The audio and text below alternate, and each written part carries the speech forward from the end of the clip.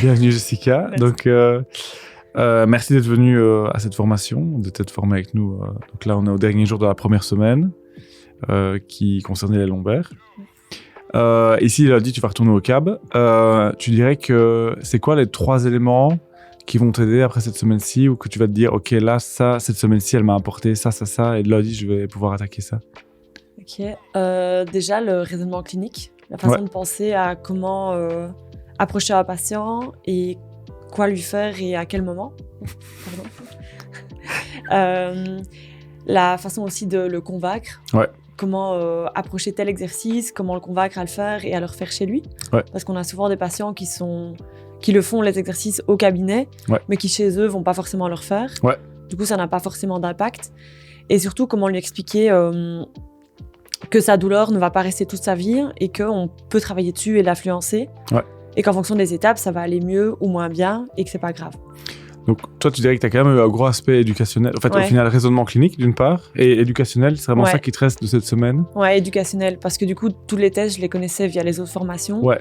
Mais la mise en pratique était parfois compliquée parce que même si je faisais un test, je savais pas comment convaincre le patient que le traitement via ce test-là pouvait être positif et comment on pouvait le faire sur le long terme. Ouais, donc ici, une des forces, je dirais, même pour un kiné qui a suivi pas mal de formations comme toi et qui s'y connaît dans pas mal de testing de thérapie manuelle, disons orthopédique ou evidence-based, tu connaissais les bases et tu disais ok, mais ici, le fait qu'on fasse un assemblage un peu différent ou qu'on ait une autre approche, c'est quand même un complément et c'est quand même un plus. Oui, tout à fait. T'as pas une redite, en tout cas. Non. Pas du raisonnement clinique, en tout cas. C'est ça. Et donc, du coup, t'as l'impression qu'il y a toujours une plus-value à ce qu'on apporte par rapport à d'autres formations que tu as suivies, même avec moi, par exemple. Oui, c'est un peu plus concret, plus précis aussi. Ouais. Et du coup, malgré... Donc, ça qui est intéressant, je trouve, et j'ai eu ça aussi quand j'ai suivi ce genre de formation, c'est qu'en fait, il y a des fois où on a des outils, et en fait, on nous remonte les mêmes outils, mais une façon différente de les utiliser. C'est un peu ça? Ouais, c'est vraiment ça. Tout à fait, ouais. Et au niveau du groupe, toi qui as suivi pas mal de formations, tu penses que ça se passe comment? Ou que c'est par rapport à d'autres formations que tu aurais suivies ou par rapport à d'autres cours ou quoi? Ouais, bah, le fait de faire une semaine comme ça complète, enfin répartie sur l'année, ça permet de se connaître plus et d'avoir plus cet effet de groupe. Quand on va juste 2 ou 3 jours, puis qu'on voit plus les personnes, on n'a pas forcément cet échange, ce lien entre les personnes, quoi. Ouais, donc tu penses vraiment que ça change quelque chose, le process d'allonger plutôt? Ouais, c'est clair. Et puis surtout, on est une semaine complète hors du cabinet. Ça permet vraiment de se focaliser sur ce qu'on apprend. L'apprentissage, et rester dans l'apprentissage. Que quand on fait 2 jours et puis qu'on retourne travailler, ou à l'inverse, on a fait 4 jours intenses de travail, on vient 2 jours en formation. Un peu cramé, ouais. Ouais, on n'est plus hyper attentif ou en tout cas pas à 100% dedans, quoi. Ouais. Et du coup, toi, par exemple, tu as pris le choix de revoir des patients aussi en fin de journée, la semaine ici?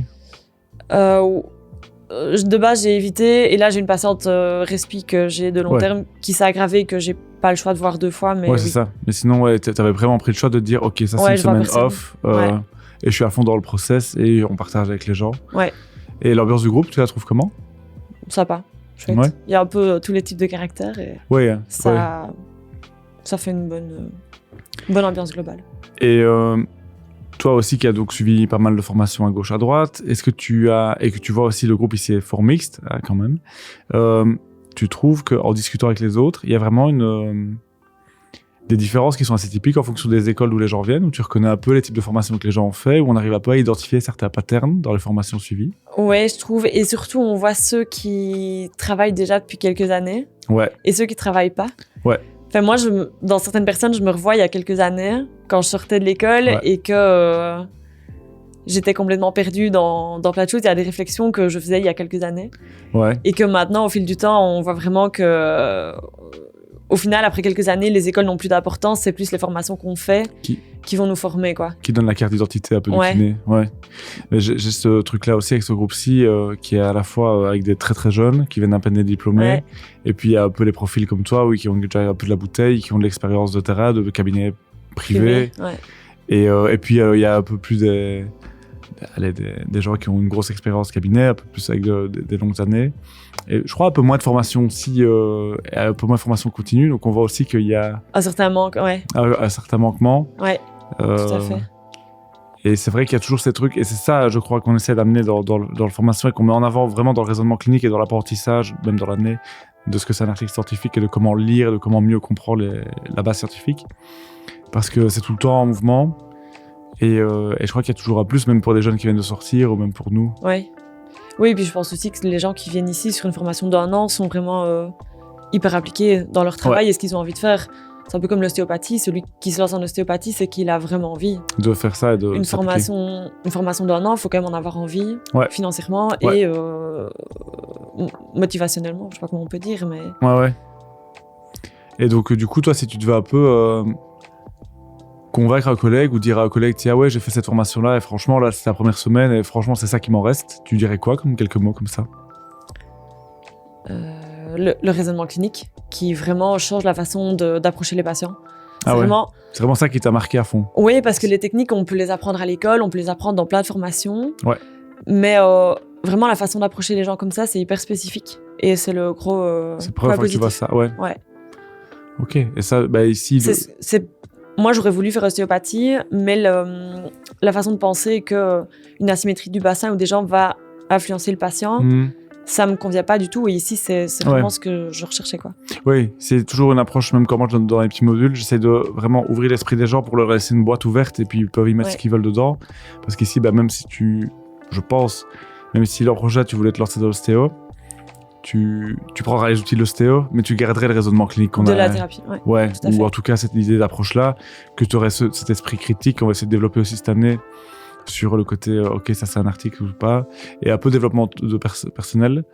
Ici, on est le dernier jour, et là, je vais revenir avec l'approche en SWOT sur vous-même, sur tiens, quelles sont vos forces et faiblesses. Maintenant que vous avez suivi une semaine de formation, vous êtes un peu plus dans l'identification de ce qu'on va vous proposer, de ce qu'on attend de vous, et donc vous, mieux vous cadrer par rapport à ça. Oui, parce que c'est difficile aussi des fois en voyant les patients non-stop tous les jours, de s'auto-évaluer sur ce qu'on fait bien, parce qu'au fil des semaines, on prend parfois des routines et des habitudes, et c'est difficile de s'évaluer sur ce qu'on sait faire, ce qu'on sait pas faire.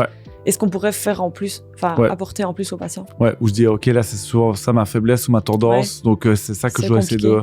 Un peu comme un sportif, ou un geste technique, où il se dit, ok, dans cette période-là, c'est vrai que tout ça, c'est un peu ma faiblesse, où je fais un peu moins d'entraînement à ce moment-là, où j'essaie d'éviter tel type d'entraînement et revenir un peu au développement personnel. Ouais, mais c'est compliqué.